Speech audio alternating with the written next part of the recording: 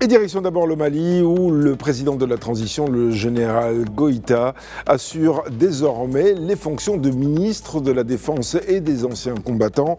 Il prend lui-même la succession du général Sadio Camara qui a été tué lors de l'attaque terroriste du 25 avril dernier. Mohamed Danyoko est à Bamako pour Média TV.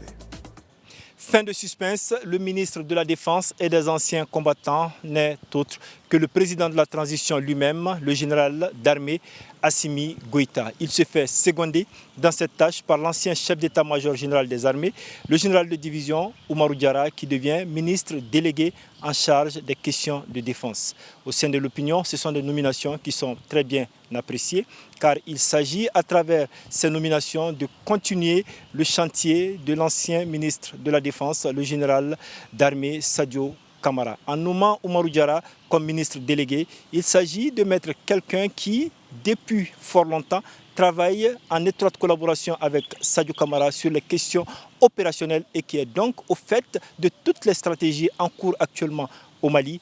Il s'agit donc d'une décision de continuité, une décision, n'est-ce pas, qui s'inscrit dans la volonté des autorités de continuer ce qu'ils ont commencé avec le ministre Sadio Camara et de le mener jusqu'à bout, c'est-à-dire sécuriser le pays, sécuriser le Sahel et combattre les terroristes jusque dans leur dernier retranchement, comme l'avait dit le président de la transition Assimi Goïta lors de son adresse à la nation le 28 avril dernier.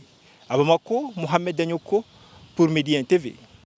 Au Niger, des mesures exceptionnelles ont été prises après l'attaque terroriste chez le voisin malien. Les contrôles des lieux de culte ont été renforcés et la population a été appelée à la vigilance. Jean-Djibril William est à Niamey pour Média TV. Ici à Niamey, les réactions ont été unanimes au lendemain des attaques terroristes perpétrées le 25 avril dernier contre plusieurs localités du Mali. Si le chef de l'État nigérien a adressé un message de compassion et de solidarité à son homologue malien, il a également, au nom du gouvernement nigérien, condamné ces attaques assimilées à une tentative de déstabilisation d'un pays membre de l'AES.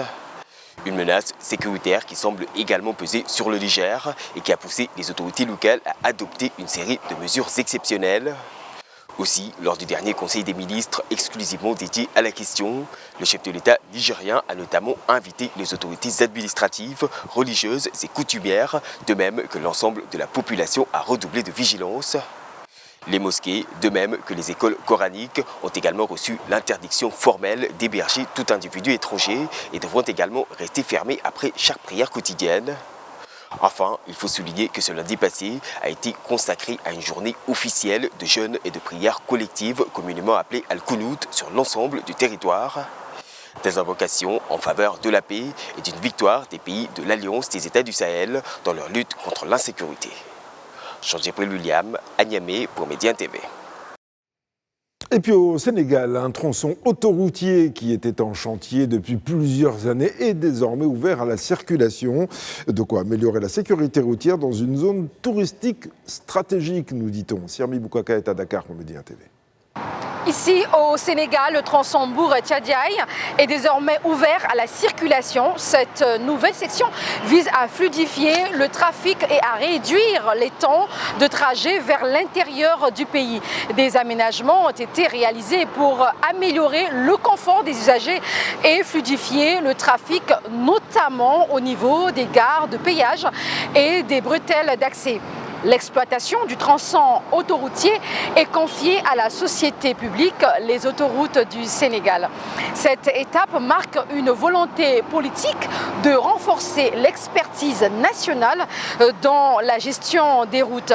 Ce tronçon contribue au désenclavement de la Petite Côte et de Mbour et s'inscrit dans le projet d'extension de l'autoroute vers Kaolack pour dynamiser les échanges économiques. Sirmi Boukaka pour Média TV, Dakar, Sénégal.